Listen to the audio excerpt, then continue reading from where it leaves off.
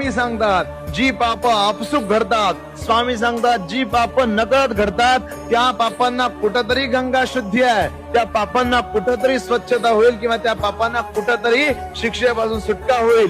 पण जी पाप जाणून बुजून केली जातात, जी पाप उद्देशपूर्ण केली जातात, त्याला कुठल्याही शास्त्रात प्रायश्चित्त नाही आहे, त्याला कुठल्याही शास्त्रामध्ये गंगा शुद्धी नाही आहे. लक्षात ठेवा, भगवंतानं सांगितलेल्या मार्गतत्वांवर चालत असताना आपल्याकडून जाणून बुजून कुठल्या तरी गोष्टी होणं आणि नकळत होणं या दोन्ही गोष्टीमध्ये फार फरक आहे. चुकून होते त्याला चूक म्हणतात, चुकीला माफी असते, पण जाणून बुजून होते त्याला घोडचूक म्हणतात आणि घोडचुकीला शिक्षा असते. म्हणून लक्षात ठेवा, पाप तीच धुतली जातात जी नकळत घडतात.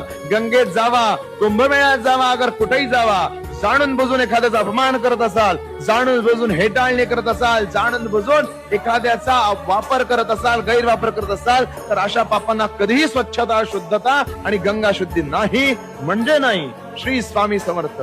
जय जय स्वामी समर्थ.